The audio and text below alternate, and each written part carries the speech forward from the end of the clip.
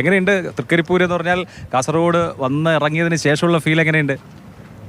തൃക്കരിപ്പൂരിൽ ഞാൻ പാലക്കാട് നിന്ന് വരുന്ന സമയത്ത് സ്വാഭാവികമായിട്ടും ഈ മാധ്യമപ്രവർത്തകരും മറ്റുള്ളവരൊക്കെ പറയുന്നത് പോലെ ചെറിയൊരു ആശങ്ക സ്വാഭാവികമായിട്ടും ഉണ്ടാവുമല്ലോ. പക്ഷേ തൃക്കരിപ്പൂരിൽ വന്നിറങ്ങിയ നിമിഷം മുതൽ ആ ആശങ്ക മാറി. വന്നിറങ്ങിയ മുതൽക്ക് വലിയ സ്വീകരണമാണ്, വലിയ ആവേശത്തോടു കൂടി ആ സ്ഥാനത്വം ഏറ്റെടുത്തു എന്നാണ് എനിക്ക് മനസ്സിലാകുന്നത്. പോകുന്ന സ്ഥലങ്ങളിലൊക്കെ ഒരു വലിയ ആവേശമുണ്ട്. പ്രവർത്തകരും അതുപോലെ തന്നെ പൊതുസമൂഹവും പ്രത്യേകിച്ചൊരു മാറ്റത്തിന് വേണ്ടിയിട്ടുള്ള വല്ലാത്തൊരു ദാഹം വളരെ ദൃശ്യമാണ്. ആ മാറ്റം UDF അനുകൂലമായിട്ടുള്ള വോട്ടായിട്ട് ഇവിടെ മാറുമെന്നാണ് ഞാൻ ഈ തൃക്കരിപ്പൂർ എന്ന് പറയുന്നത് നമുക്കറിയാം ഇടതുമുന്നണിയുടെ അല്ലെങ്കിൽ CPIM-ന്റെ ഒരു കോട്ട കൊത്തളമോ ശക്തി കേന്ദ്രമൊക്കെയാണ്. കയ്യൂരും അതുപോലെ തന്നെ ചീമേനിയും ഒക്കെ നിലകൊള്ളുന്ന സ്ഥലമാണ്. എന്ന് പറഞ്ഞാൽ ഒരു റെഡ് ബാസ്റ്റിയനാണ്. ആ കോട്ട പിടിക്കാനാണ് ഇത്തവണ സന്ദീപിനെ അയച്ചിരിക്കുന്നത്. ഒന്ന് ഈ റെഡ് ബാസ്റ്റിയൻ എന്ന് പറയുന്നതിൽ അതിനോട് എനിക്ക് യോജിപ്പില്ല. പക്ഷേ ദർ ആർ ഫ്യൂ പോക്കറ്റ്സ്, അത്രയേ ഉള്ളൂ. അതല്ലാതെ തൃക്കരിപ്പൂർ ഒരു ജനറലി എടുക്കുമ്പോൾ അതൊരു റെഡ് ബാസ്റ്റിയൻ ഒന്നുമല്ല. ചില പോക്കറ്റ്സ് അവർക്കുണ്ട് എന്നുള്ള സത്യമാണ്. അവിടെ മറ്റ് രാഷ്ട്രീയ പാർട്ടികൾക്ക് പ്രവർത്തന സ്വാതന്ത്ര്യമില്ലാത്ത ചില മേഖലകൾ ഇപ്പോഴും ഉണ്ട്, ചില ബൂത്തുകളുണ്ട്. അതിലപ്പുറം ടോട്ടലി എടുക്കുന്ന സമയത്ത് ഇതൊരു സാധാരണ കേരളത്തിലെ മറ്റൊരു നിയോജകമണ്ഡലം പോലെ ഉള്ള നിയോജകമണ്ഡലം തന്നെയാണ്. ഇവിടെ അവരുടെ ഏറ്റവും വലിയ, എനിക്ക് തോന്നുന്നത് അവരുടെ ഏറ്റവും വലിയ ഡിസഡ്വാൻറ്റേജായി മാറാൻ പോകുന്നതും കഴിഞ്ഞ 12 ടേമുകളായിട്ട് 60 വർഷത്തോളമായിട്ട് അവർ തന്നെ പ്രതിനിധീകരിച്ചു എന്നുള്ളത് തന്നെയാണ് അവരുടെ ഏറ്റവും വലിയ ഡിസഡ്വാൻറ്റേജ്. ബിക്കോസ് ഇവിടെ ഉണ്ടായിട്ടുള്ള എല്ലാ പ്രശ്നങ്ങളെയും പ്രയാസങ്ങളെയും ഉത്തരവാദിത്തം കൂടി അവർ ഏറ്റെടുക്കേണ്ടി വരും.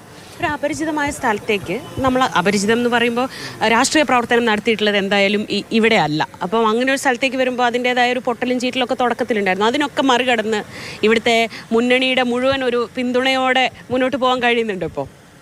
ഞാൻ അറിയാലോ, രാഷ്ട്രീയ പ്രവർത്തനം എന്ന് പറഞ്ഞാൽ ഞാൻ ജനിച്ചു പാലക്കാടാണെങ്കിലും ഒരു 7-8 വർഷമായി കേരളം മുഴുവൻ നടന്ന് രാഷ്ട്രീയ പ്രവർത്തനം നടത്തിയിട്ടുള്ള ഒരാളാണ്. അതുകൊണ്ട് ഒരു അപരിചിതമായ പ്രദേശമൊന്നുമല്ല കാസർഗോഡ്. പിന്നെ ഇവിടെ സ്ഥാനാർത്ഥിത്വം പ്രഖ്യാപിച്ചതിന് ശേഷം റാങ്ക് ആൻഡ് ഫയൽ കോൺഗ്രസ് പാർട്ടിയുടെയും UDF-ൻ്റെയും സപ്പോർട്ട് എനിക്ക് കിട്ടിയിട്ടുണ്ട്.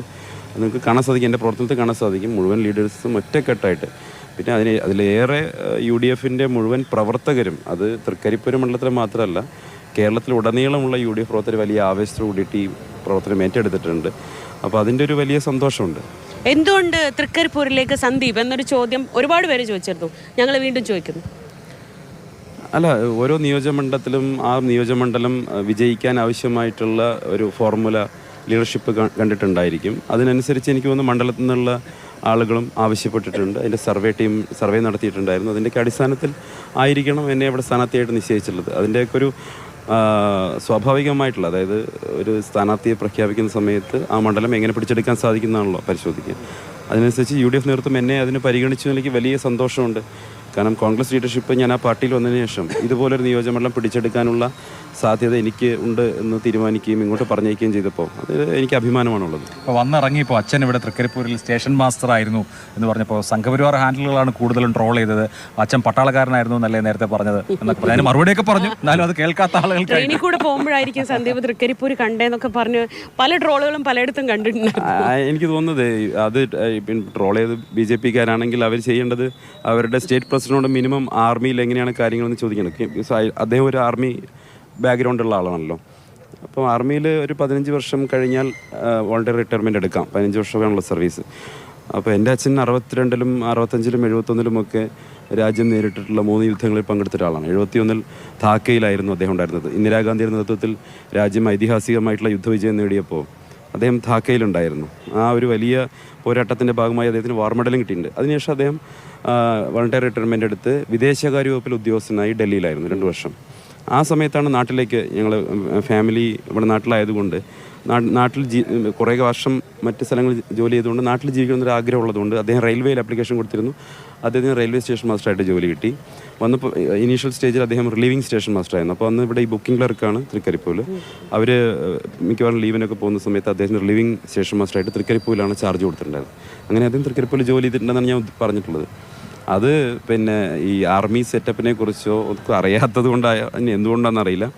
എന്തായാലും അത് അവരൊരു ബുദ്ധിശൂന്യമായിട്ടുള്ള ട്രോളായിരുന്നു. അത് അവർക്ക് തന്നെ തിരിച്ചടിയായി എന്നാണ് എനിക്ക് തോന്നുന്നത്. ട്രോൾ ചെയ്ത് ദുർബലനാക്കാനുള്ള ശ്രമം നടത്തുന്നുണ്ടോ? ഞാൻ എത്രയോ വർഷമായിട്ട് ഇവിടെ പൊളിറ്റിക്സിൽ നിൽക്കുകയല്ലേ, അപ്പം സ്വാഭാവികം ഒന്നും ഏൽക്കില്ല. നല്ല തൊലിക്കട്ടിയില്ല. പഴയ സഹപ്രവർത്തകര് പണി തരൂ എന്ന് പറഞ്ഞാൽ BJP വോട്ട് BJP-ക്ക് കൊടുക്കുമോ അതോ താങ്കൾക്ക് തരുമോ അതോ LDF-ന് കൊടുക്കുമോ? അല്ല, കേരളം മുഴുവൻ ഒരു അവിശുദ്ധമായിട്ടൊരു കൂട്ടുകെട്ട് ഈ തെരഞ്ഞെടുപ്പിൽ രൂപപ്പെട്ടിട്ടുണ്ട്.